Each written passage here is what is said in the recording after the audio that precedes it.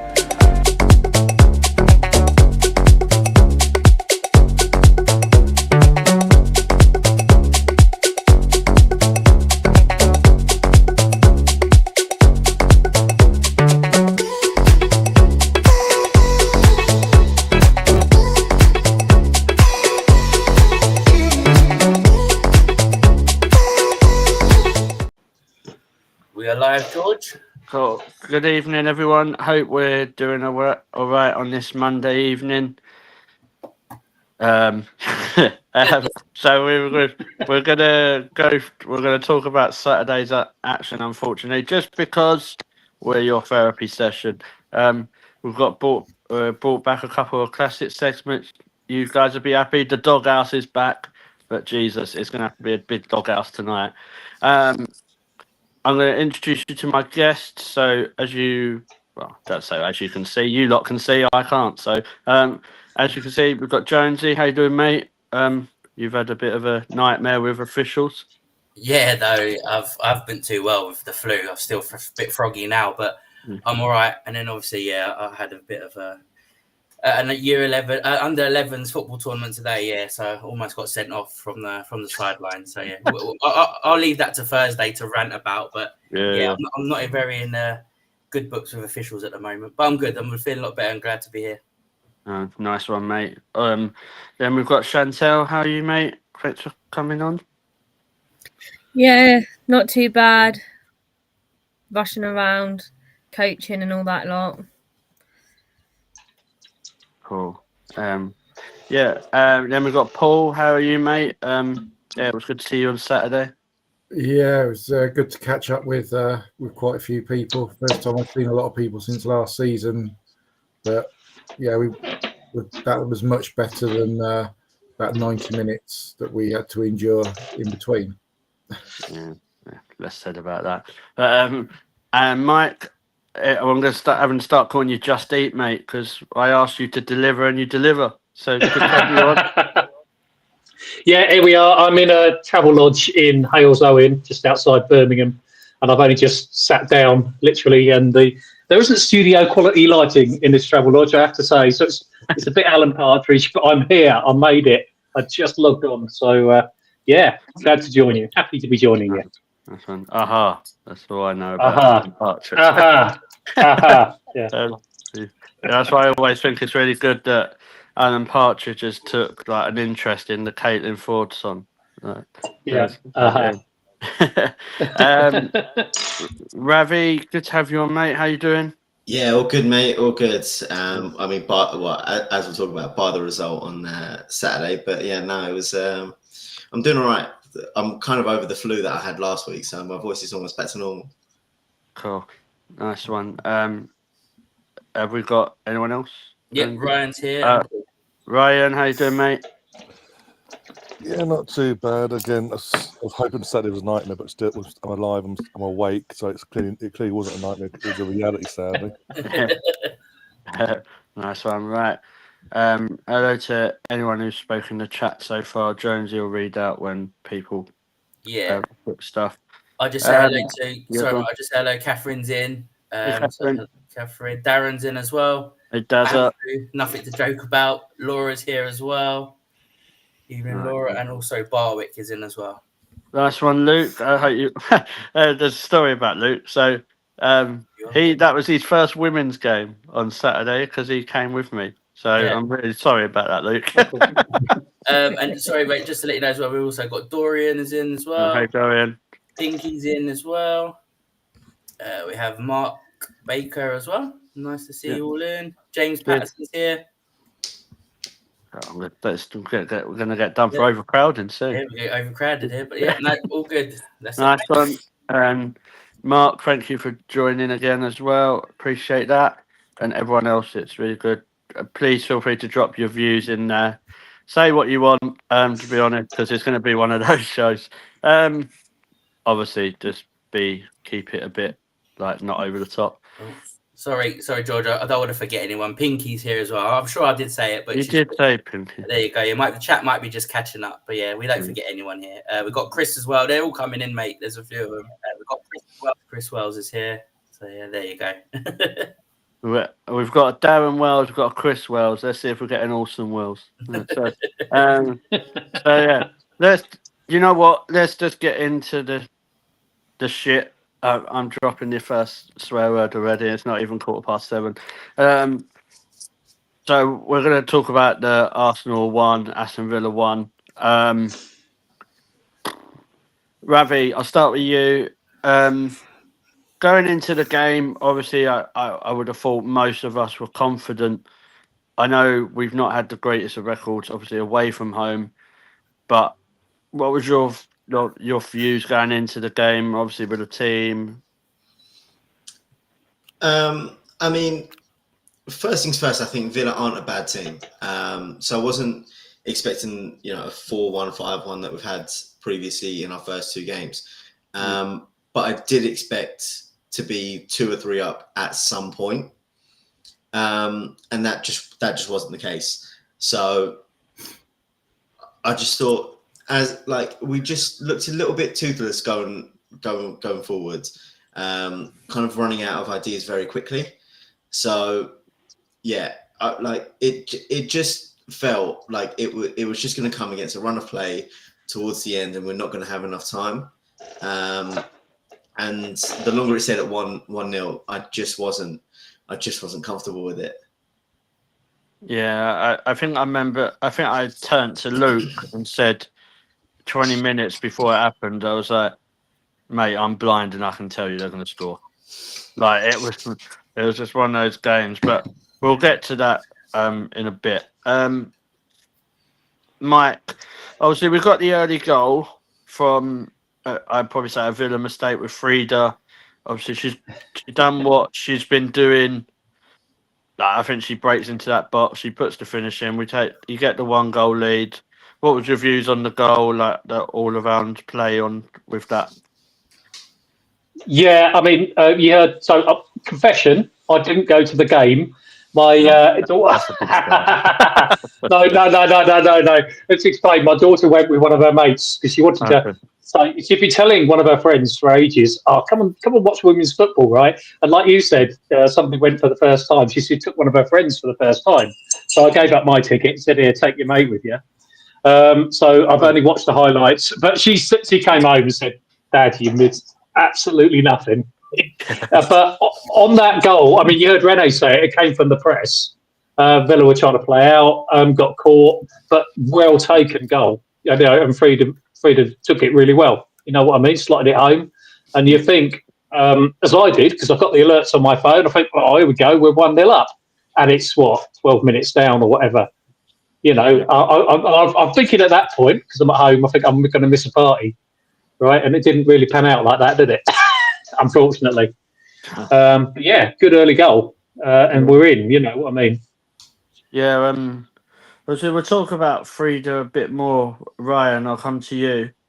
I think she's faced a lot of criticism from people because we'll try and make this show as positive as we can. So, guys, buckle in because it ain't going to last for long. But with Frida, I think I see her play at 10, but I don't really think that's her best position. I kind of think you see her running into the box, crashing into that box and putting those chances away. What do you think Frida's best position is, or do you see her more as a squad player? What's your views? I don't see her as a number 10 creative player.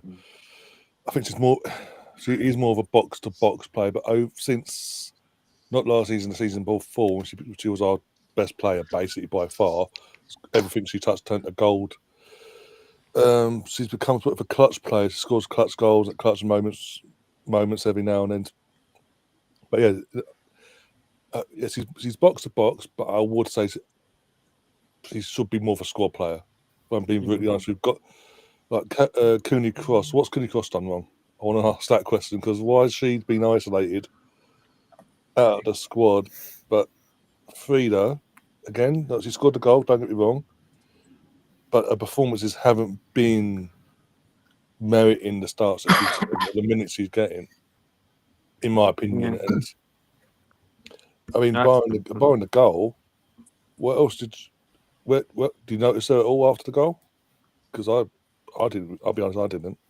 I didn't notice many of them, to be honest. But yeah, no, I get that. I do get that. I think I've always said that I think if you had a formation where you could play someone just behind Russo, I think Frida could kind of be Frida's perfect position because like we should. I don't think she really has that defensive responsibility, and like you say, I don't see her as that creative link. It's not. Sorry, whereas Victoria Pelova, Yeah. we know she's creative. That is her role. Yeah, I don't get why she's not starting as well. That's another thing that is aggravating me at the moment with Renee. Yeah, we'll come into the midfield because there's someone that I want to talk about that she's not allowed to be criticised, but she is on today's show. Paul, obviously we got the 1-goal lead, like Mike said. You was probably thinking I assume we was all thinking, oh, that's it, nice early start. We can get another goal, finish the game off. No, that didn't happen, did it? No, that's it. It was, we got that lead. We should have then built on that, and we've got the players to do so.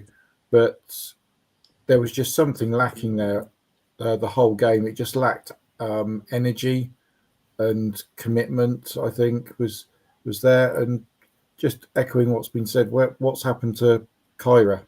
Last season at the beginning, she was partnering either Kim or Leah in that midfield role, and you looked at her and thought, do you know what? She's being brought in this season with the looks at next season, i.e. now, to have taken over one of those roles.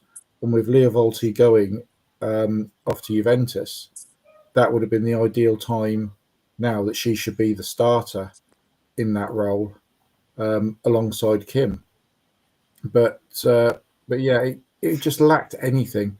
And I think that the crowd as well where I was sat, didn't really get up and going, especially in the second half. And I think that was the way the team were playing. It was also affecting the whole morale in the stadium. Yeah. Not sure what it was like round in Block 10, but in Block 2, it did feel a bit flat in the second half.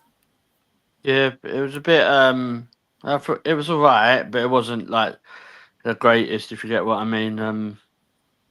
It was just It just felt like the usual noise, but not at the. And I think it's hard because with no get up and go, because I don't think that was coming from the pitch either. So I think that's more frustrating as well.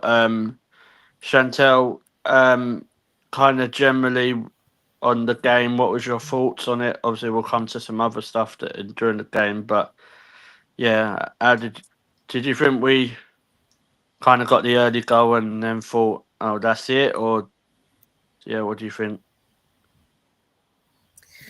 I have no idea what we thought, but that's one of my main worries with Arsenal scoring so early is how are they then going to continue from that goal throughout the game? Do they become complacent where the lack of determination, pressuring, the chances we were creating weren't really not there? It was just being clinical in that final third of getting the ball behind the net.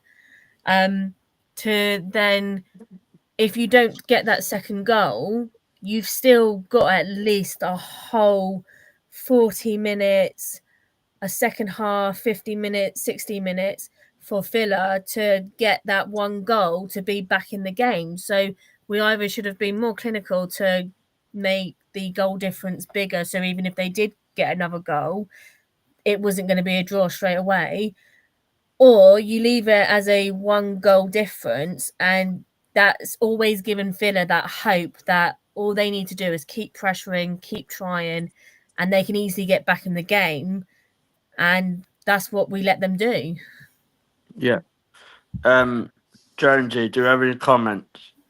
Just pretty much people agreeing with everything you guys are saying. Complacency, Catherine saying, is a big thing. Also, she made a good point here. We could have done with a fit Williamson. We seem to be missing her long balls. It's like we tried to do it with someone else, but it's just not working. Yeah. It's literally, people are just saying, and Luke was saying that Villa deserved the point in the end.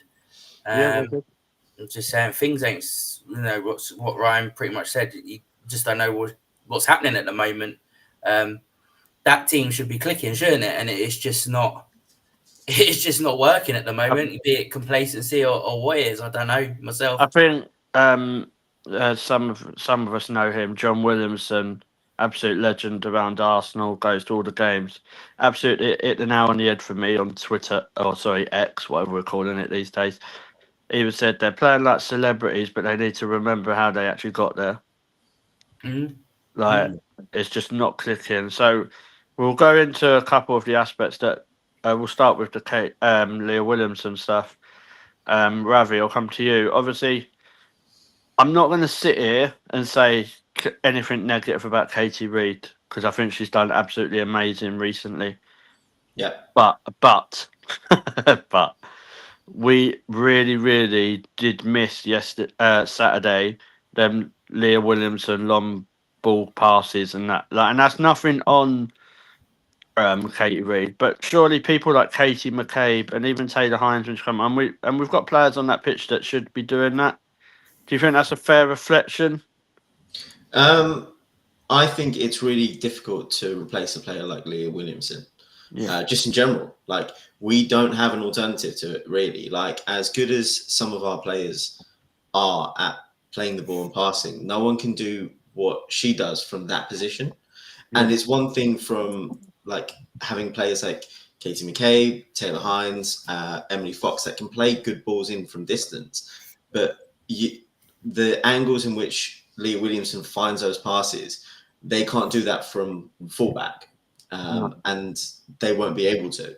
And as good as Katie Reid is at her age, just turning 19 a couple of days ago, she's not. She doesn't have that passing ability potentially yet, or she might not have that later in her career. But yeah, we really did miss that little outlet ball, and I think as well we just didn't have the level of pace we normally would do, say if like Chloe Kelly was on the wings as opposed to Beth Mead, who I think's lost a little bit of her pace since that ACL injury, and a little bit of that confidence when she goes into a 50-50 as well. So, I think on one instance we didn't have the player to provide the passes, and I don't think we necessarily had the outlets either on the wings. Yeah, obviously I'll just stick with you for the moment because you absolutely hit the nail on the head with that.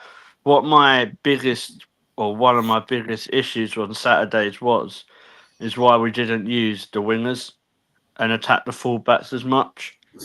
Yeah. I just don't get it. I've seen the same last week against Manchester United, and I've seen the same this week against Aston Villa. It seems like when we play against those mid-block teams, we haven't got anything to answer back with. Like, why do you think that we're not using the wing and attacking those fullbacks as much? Do you think it's more that you'll see it more if we've got Smith and Kelly playing, or do you, it just seems so obvious to me, mate? Yeah, I mean, I think if you look at it, Smith and Kelly are very direct, traditional wingers. They'll run at defenders. They'll try and get that little yard of space. They'll try and make that run from really wide. Whereas you look at Mead and Ford, and they're more wide forwards. They'll try and cut in for the shot. They'll try and make spaces in those little half spaces where Russo can make a run, open up some space. But I think a team like Villa and the way that they set up, you want to run at them.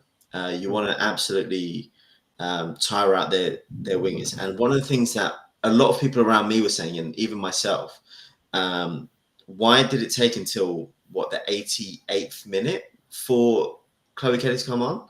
I didn't think Beth Mead would had a particularly good game, and it took a long time for that substitution to be made.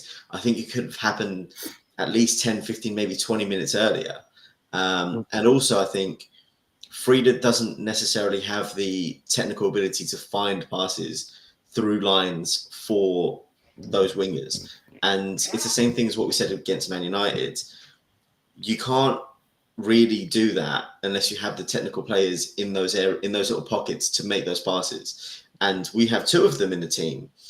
And two of them started yesterday in Little and Mariona. But then they were playing so deep that they couldn't find those passes. So, I would have, potentially played Kyra, potentially started Pullover, and then allowed Mariona or someone to get forwards and find those wingers in the spaces.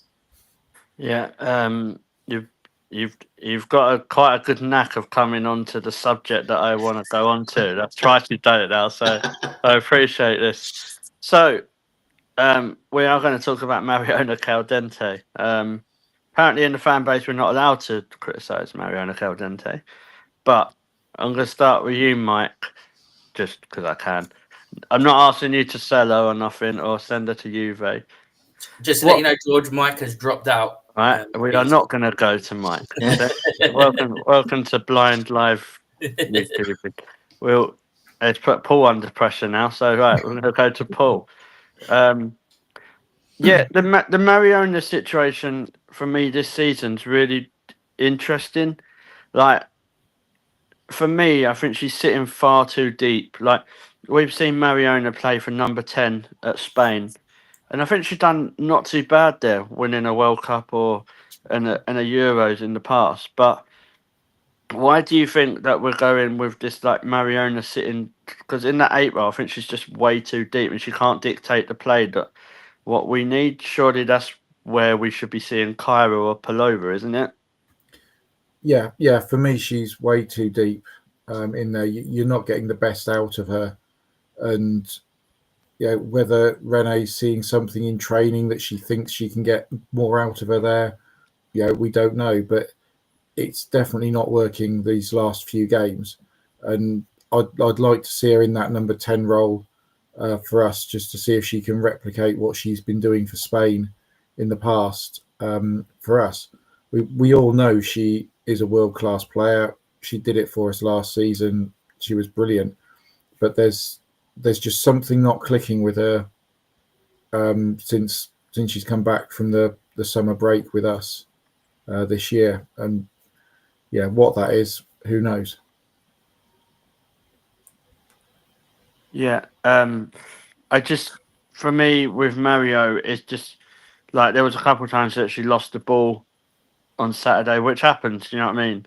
Like, I'm not saying that doesn't happen unless you're Leah Volti, because apparently she never gives the ball away. But even though I remember her doing that sometimes. But I just Chantel, coming to you about Mariona, we kind of want to be seeing her in her best position, and I think her best position is that 10 role, isn't it? Because she can connect and link up the play and from an attacking element. Yeah, no, for sure. I mean, we've definitely seen what she can do when she's higher up, and there was points in the Villa game where she was on the edge of the box or picking up the ball from forward and driving towards players, and that's what she does best. And I just don't know why we're not using her in a capacity where she can be the best, because when she's at her best, in the best position, she creates great chances for us, or she'll deliver a ball to someone who will then score. It's just weird because something's not clicking in midfield, and Renee says it's for Kyra or Vicky to take the shirt if they want it and that lot. but you're not giving these girls a chance to show it. And I think Caldente could have easily come off or not even started against Villa with the way she played in the United game. So whether it's because she's kind of getting a bit burned out where she's been playing every match and she obviously played a lot for Spain and everything, to then come back and just go straight back at it, is she just not on her form at the moment? But yeah, I mean, I think these last 2 games have been the sloppiest I've seen Caldente play.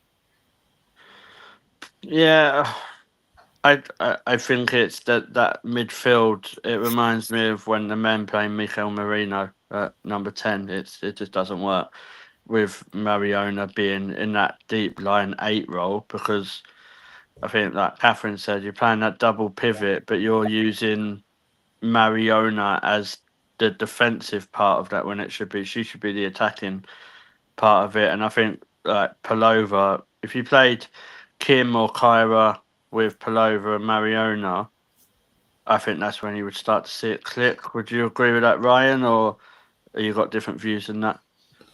No, I totally agree with that. And we talked about Kyra there. I think it's rather telling. I don't know. Like, people heard about the video that's got a bit viral after the game. Basically, after they did the team huddle, Jenna and Kyra basically walked away and walked down the tunnel with, if looks are kill, basically, people will be dead. They are that. I don't blame her. What Jenna, we don't know why she's been just isolated. Even Ian Wright's asking questions on these podcasts I've been listening to recently. What's going on there? Kyra, I don't get why she's not getting minutes, because considering last season she was getting a lot more minutes, more time to have influence in games. She was starting games as well. So I don't know what's going on there. And she's clearly upset by it, because, as I say, her body language and the way she stormed off that pitch after the team huddle. But going back to the midfield trio, I think we don't have to. I don't get this thing, especially against, with all due respect, Aston Villa's. Even Man United last week, I know we were away, and they're meant to be a rival to us in terms of trying to challenge Chelsea, and get their top 3 spots for Champions League for the season. But we don't have to. Why is it? What is it? This need? We had it really on us. We've seen it every now and then with Renee at the moment. We're playing 2 defensive-minded midfielders in a pivot, and leaving one player in the number 10 role. There's not even the number 10 actually in terms of Freed at the moment. Why can't we do what you just said in terms of have that one DM, that one defensive minded, that anchor at the back, and leave the other 2 and put a Palova and Mariona ahead, and let them do the link up between the wings and the attack, and have that freedom and free up some space in the midfield for the attack to actually flow that bit quicker, that bit more freer, and have more chances and ultimately score more goals. I don't get why we're going down. We have to go down this route, especially more so this weekend against Villa. The team, by the way, before this weekend hadn't scored and hadn't got a point all season. I know 4 games in, but still, and yet we've given them a point and a goal because we've gone too defence-minded. And it seemed, we said this yesterday on the show yesterday for the game. It's after 18 minutes of the second half, it just seemed the girls were saying, well, it ain't worked, so it hasn't worked, so let's just get out with a 1-0. And that's just so, again, the home or away, that's so no matter who you play, it's so dangerous to do, and it backfired. Yeah. Just want to say evening to Margaret as well. Good to have you here. It's not like Arsenal to play with a handbrake on now, is it? Come on, guys. We have not seen that before. Do we have Mike back? We don't know, mate. Sorry. No worries. Ravi, He doesn't want to pay for his Wi-Fi anymore. He got 30 minutes for free. Yeah, that's all we got. Yeah. Ravi, coming to you. Obviously, just echoing like what Ryan said. Obviously, sometimes you get games, don't you? Like you think you get an early goal and then it just doesn't click. So you think it and we all know we've watched enough football that happens. But I think the difference is they didn't finish the job, did they? Like they didn't see that 1-0 out. And I think do you think that goes down to mentality in the WSL? I'm not I'm not saying about their mentality generally because they have won the Champions League. Good evening, Gav. But I think like we need to be able to see those games out, don't we? Because Chelsea have done it, haven't they? Yeah, I think it's the mark of champions to win ugly when you need to. Like, it's fine, like to a degree, to not lose a game like this, but then there's such fine margins in the WSL between Chelsea and us that we can't slip up too often. We've already drawn 2 games, and that is 4 crucial points that we should have. I get the point of needing to be defensively stable, and I think we've seen that with the way that the men build their team. Like, it was defense first, attack later, but I think we've got enough quality in this team. As you said, Champions League winners. Let's just not forget that we should be able to go into these games as overwhelming favourites and just say it doesn't matter if we're not having a good day, we will still win this game. But I think the beauty of football sometimes, and to sometimes, like in this case, not so much a beautiful thing, is smaller teams always feel they have a chance when there's 1 goal in it. And Aston Villa had that little bit of belief going like, well, if we get 1 chance, we can try and take it. And, it came in the 94th minute, and it is what it is. But at the same point, it's just like, we've really put ourselves in a position where we can't afford to make any more mistakes anymore. We have to now beat Chelsea. Every game's a must-win now, isn't it? Yeah, every game is a cup final. Yeah, I know. Like every game that you go in with the mentality, you should be a must-win. But across the season, you're not going to win be unbeaten unless you're a certain team from North London anyway. But it's very rare that teams go unbeaten for the whole season. Like we saw last season, Chelsea did drop points.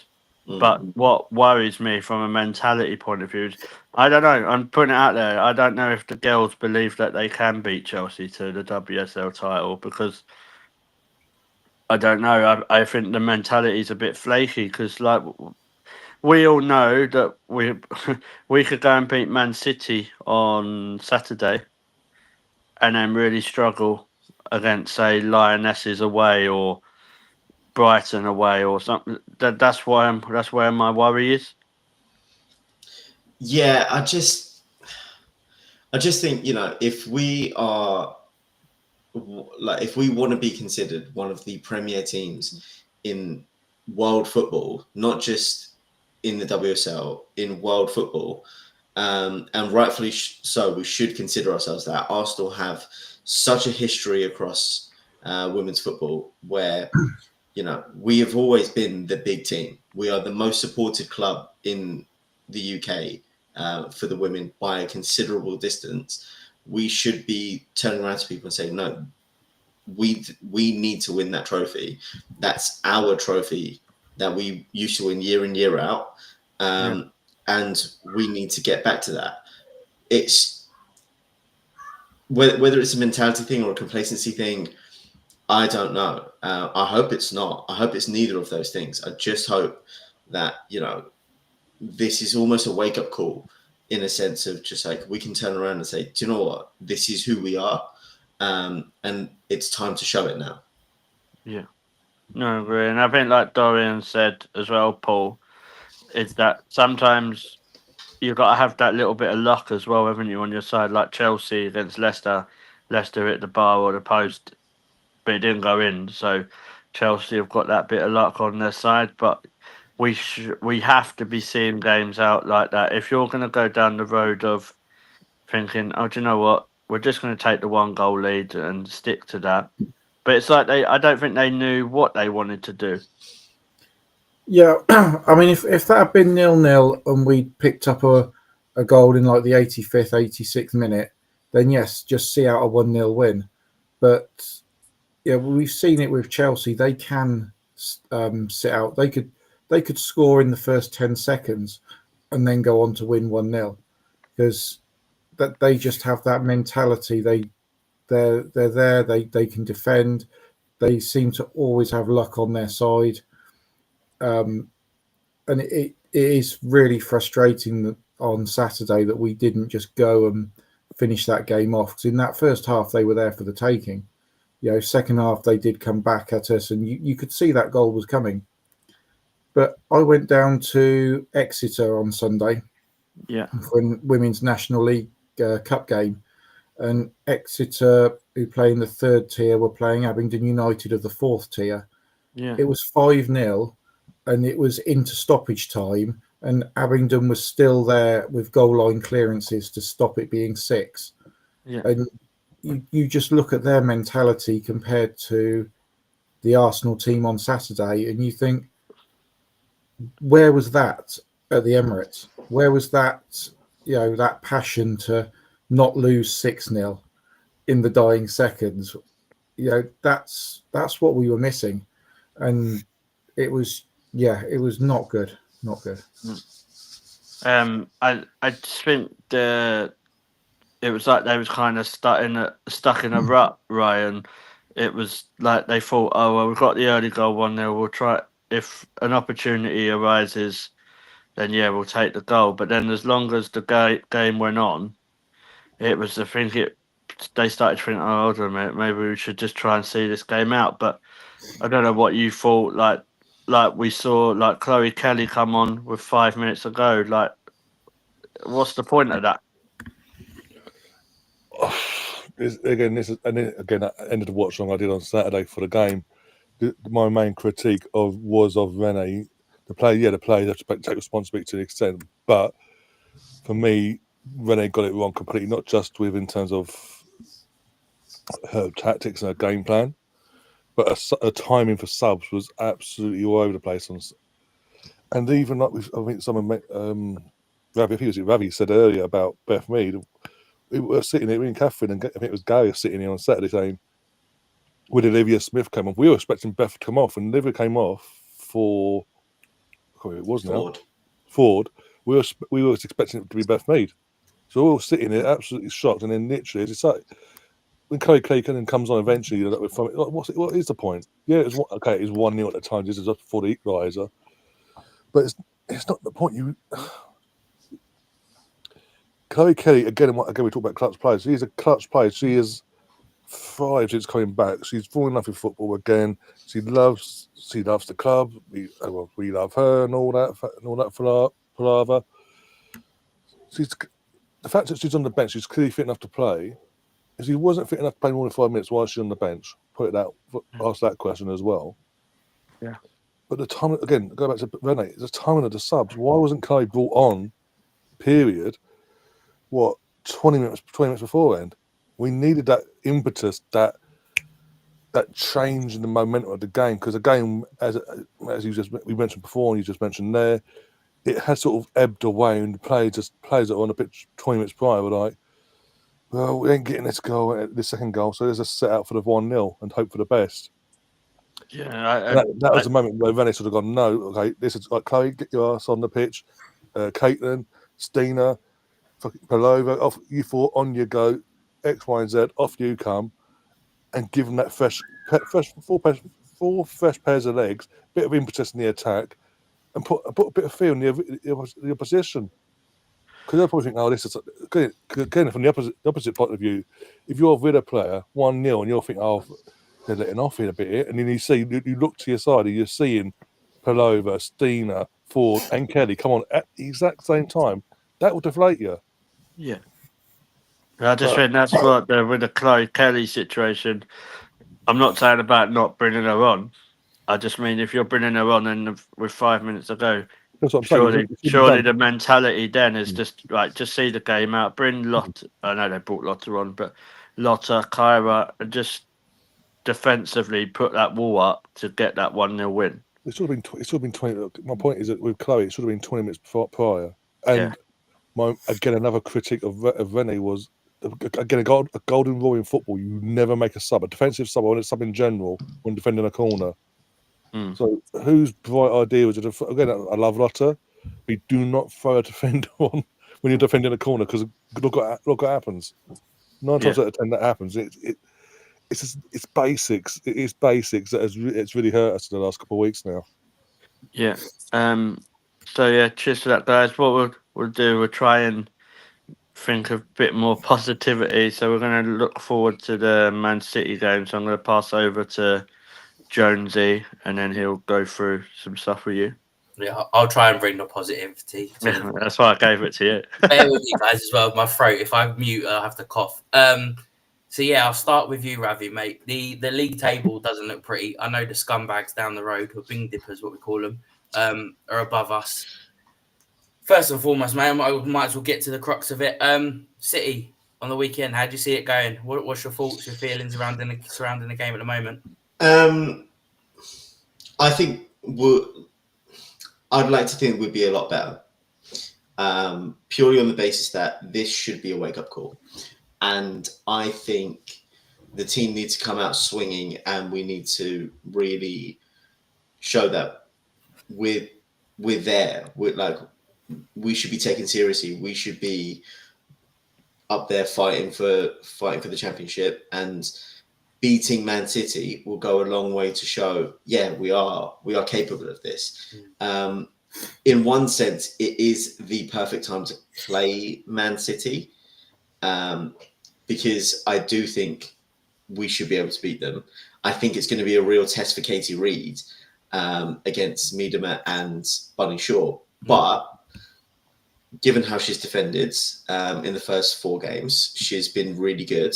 And, I feel like this is a really good opportunity for us as a team to just show who we are.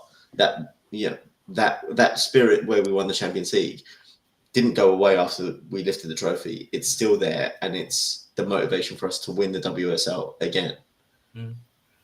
Yeah, no, absolutely. I think, like you agree, Saturday's a real statement game. And Ryan, with regards to team selection on Saturday, what sort of changes would you make? Would you keep it the same? What would you do if you were picking the first team 11? Oh, Ryan? Is that... Speechless. Sorry, Never heard Ryan speechless. It's all right, mate. It's my fault. No, it's my fault. For me, you've got to go all out now at this point. I know every game's a must win, but going back to what we said earlier in terms of, okay, goalkeeper's fine, defence, we have to work with it until Leah's back. Even though personally, this stuff thing's not going to work forever in terms of playing centre back. At some point, she has to play a natural position at some point, you'd think. We've got to, but yeah, the back line's going to be the back line in terms of Fox, Reid, Catley, and McCabe. For me, the midfielders were going to win or lose this game or draw it. For me, I would play. I'd start Cunha Cross. I would bench Kim Little. This is going to probably piss off a lot of people, but I would bench her just because she's a senior player. She's our captain, I know this, but she's a senior player. This is probably her last season. We say this every year. But she somehow survives another year. She keeps on going. Keeps on fucking Jewish or bunny sometimes. But we need to rest her. We can't just keep playing her into the ground because you're risking her pulling her hamstring or worse, basically, with ACLs these days. So I'd rather, I know it's a big game, but I'd rather rest her on the bench, have her as a worst case backup to come on and save the day if you need it. I would put Cunha Cross in that midfield, and then just ahead of her, I would then go Vic Pilova and Caldente just ahead as an attacking pivot, and then on wings, Olivia Smith on one side, Chloe Kelly the other, Russo down the middle. Just go take the game to City, because if you don't, they will, and they will. They've got the attacking talent. We know one of them will have even more of a reason to show up on Sunday. So we need to be showing up ourselves. Obviously, we just about did it last season in this fixture, but it's more than ever. It's make or break already this season, especially if Chelsea win on Friday night against United. Yeah. I mean, and George, I'll come to you next question because Darren's obviously put it in there. These games are made for Stina, mate. Away you go. Yeah. I agree partly, but my issue is I don't think Russo and Steiner work. So unless you're planning to drop Leslie Russo and play Steiner as your number 9, that's the only way I think it works. I don't think Russo playing in the 10 role when Steiner's plan works. We've seen that against Man United. It didn't.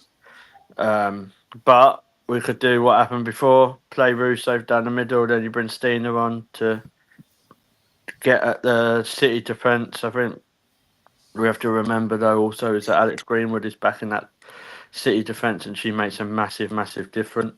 But yeah, I do have to kind of disagree with Ryan. I think about Kim Little. I think she needs to be playing because we ain't got anyone else. And that's the sad fact. I've been saying it for about 12, 18 months that we've needed a number 6. We didn't. I don't think we've replaced Leah Volti because unfortunately with her injury problems. I think if you're going to play Kyra or Vicky Pelova, that's got to be in that 8 role, unfortunately. And I understand with like what people are saying about rotating, but Kim at the minute's playing like she's in her 20s, mate. Do you know what I mean? So, but I would, for me, Mariona is the number 10 at Arsenal Football Club, and that's where she should be in the attacking position. And it'd be a shootout between Kyra and Pelova for me. Obviously, I agree with the wingers, but I do agree with Ravi. I think like Saturday would have really, really pissed Renee off, and I think you see that after the game. Yeah, there might be stuff that she's critical for, but at the end of the day, like we always say about another team, it's the players that are responsible as well. As soon as they go on that pitch,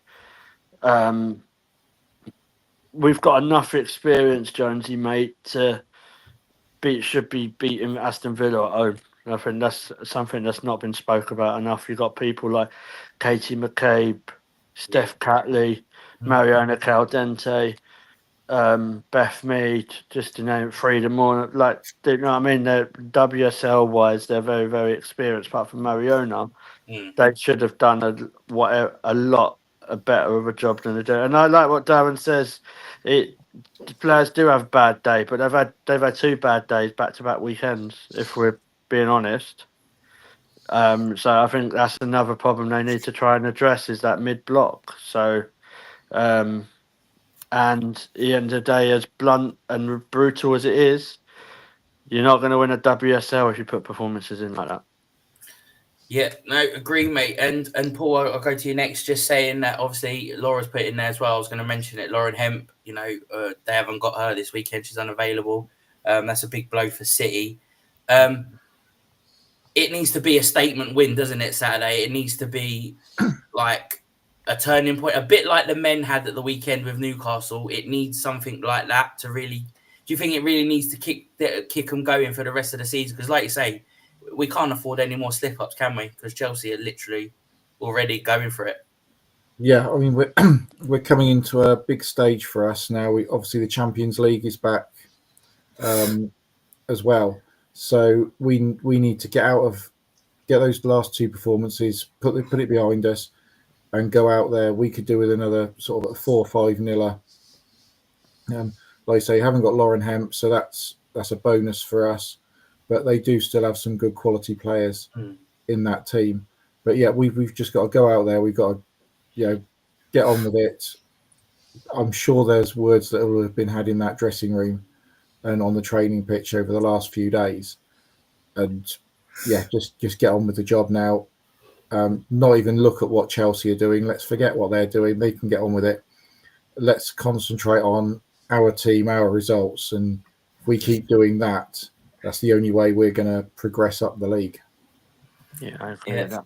Absolutely. And Chantel, just to round off what everyone's saying, is there any sort of changes you would make? And also, I just want to touch on the transfer window. I know it's closed. There's nothing we could do about it. But do you feel, obviously, with Leah going, that was the kind of like, it left us really short, bringing in another number 6. I know his hindsight's a wonderful thing.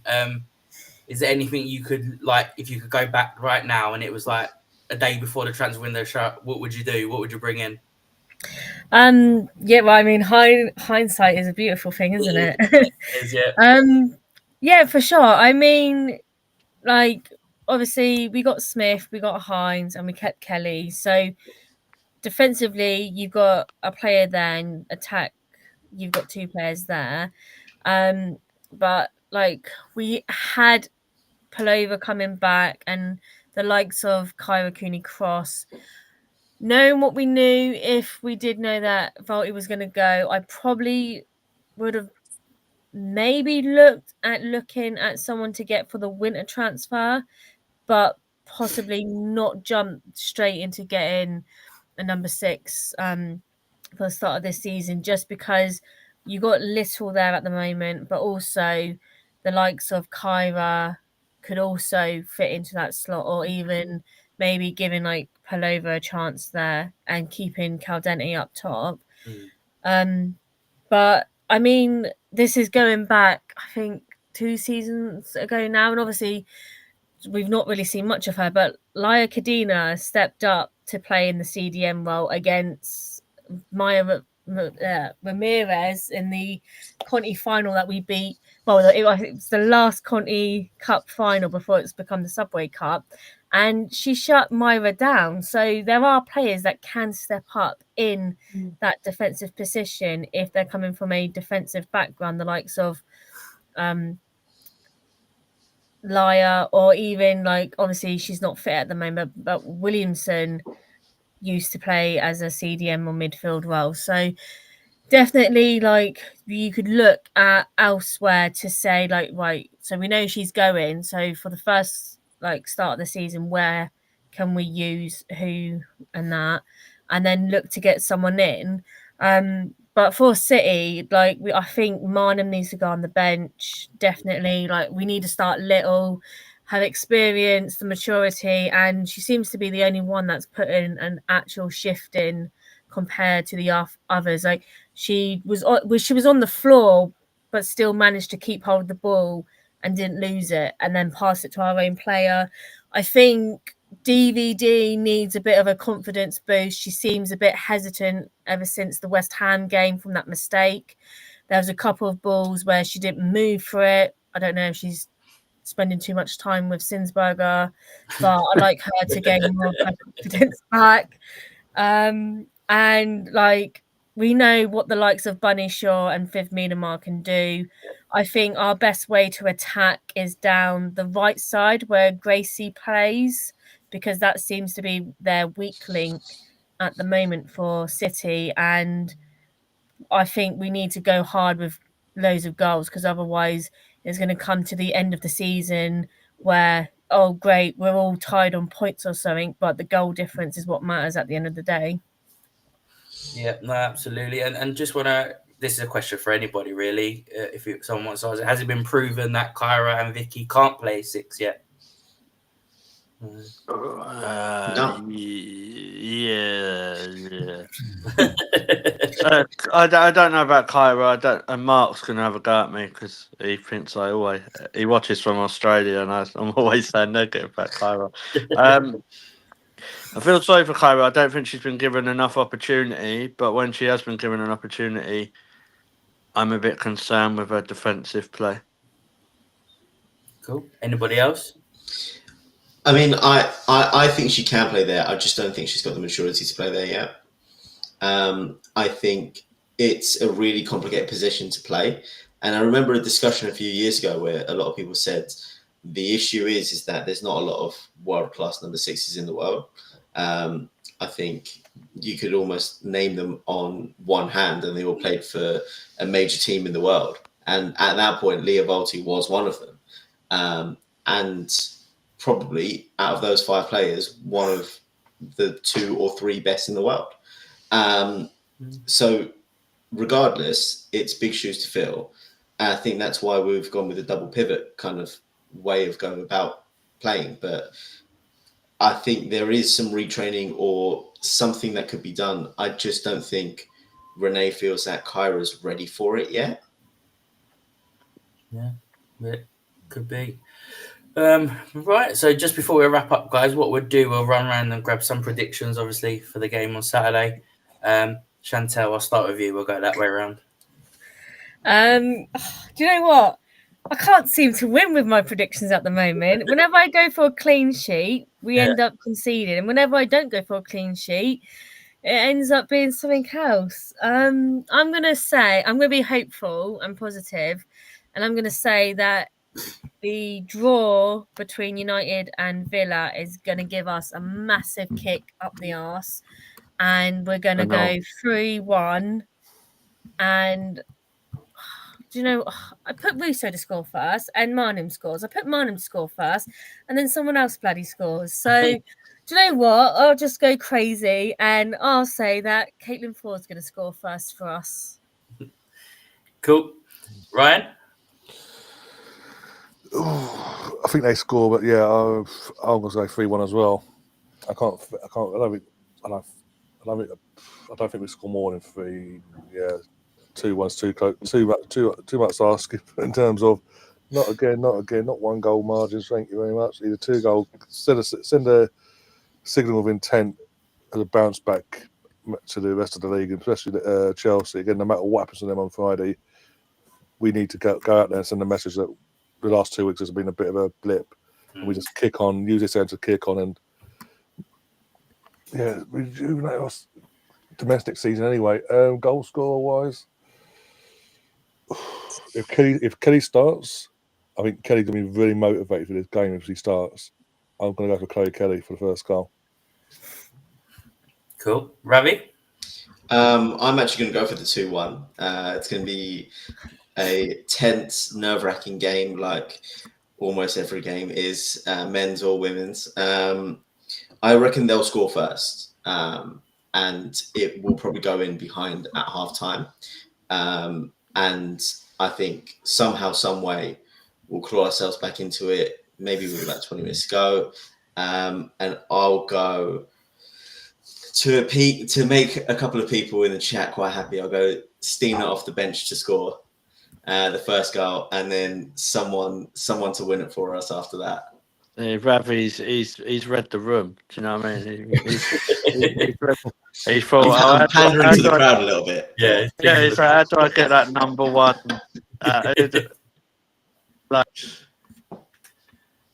He thinks it's a vote for the best. Cool. Someone's got to be the fans' number 1 choice. Yeah.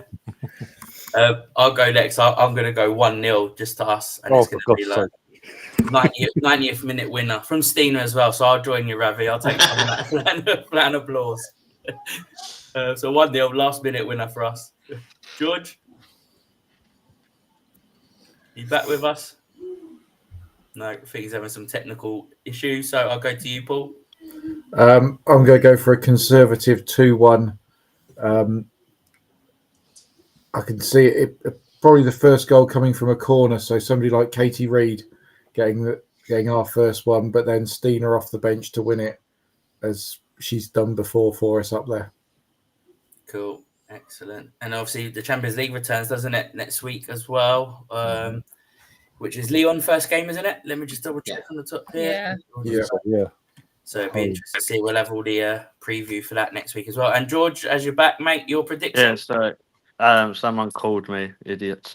Was it Stina? No, it wasn't Stina. No, Renee. Your answers are worse. It was Mariona. Prediction. I'm gonna go 3-2 Arsenal. Chloe Kelly to score a 96th minute winner. Hey, we had enough high blood pressure this week already, George. Well, I was going to say we were also meant to get a penalty when Russo goes through, gets taken out by the goalkeeper, but they don't give it because apparently the goalkeeper has a touch on the ball. I've not seen that recently. Save that for the show after this one, mate.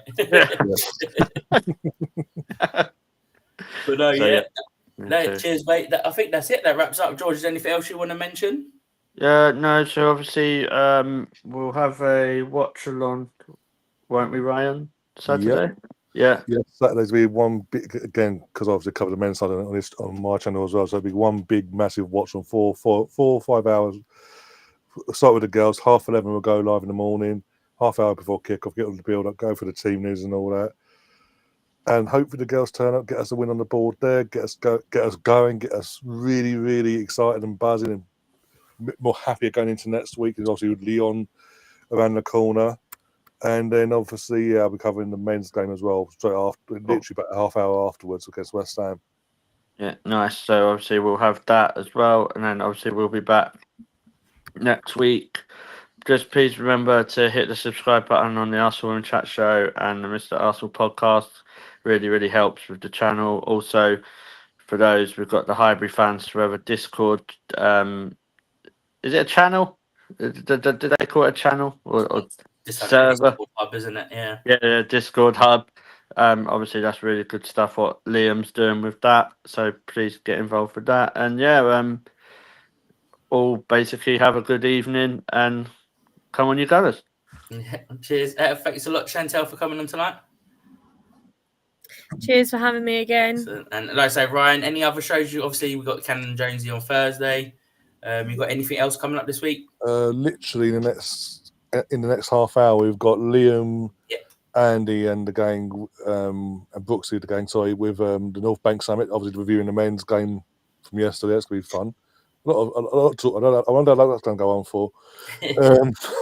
Jesus Christ. Tomorrow might be doing a neutral Champions League watch. I'm going to see what games are on tomorrow because there's nothing Arsenal related until Wednesday. Wednesday we're doing the Arsenal versus Olympiacos from the Emirates, the Champions League match. Obviously you've got your Ellen and Jonesy on Thursday. Are you doing your wrestling show this week, by the way? I forgot to ask. No, not this week because obviously football's on, but we're back next week. With next week. I just want to double check. I don't want to assume. And Friday, if I'm in a good mood, I might do a hate along for Chelsea versus Man United in WSL. I'm at that game. What?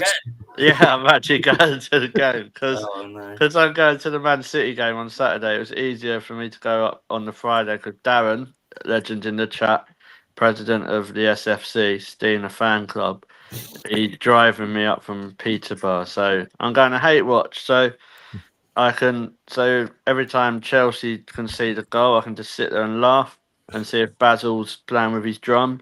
And if Man United don't do what they're meant to be doing, I can just start singing Leslie Russo songs. So.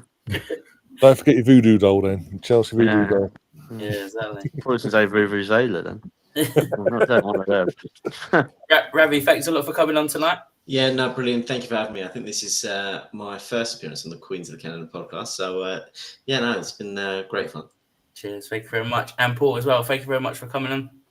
Yeah, always pleased to be here. Are you at any weird games? What am I this?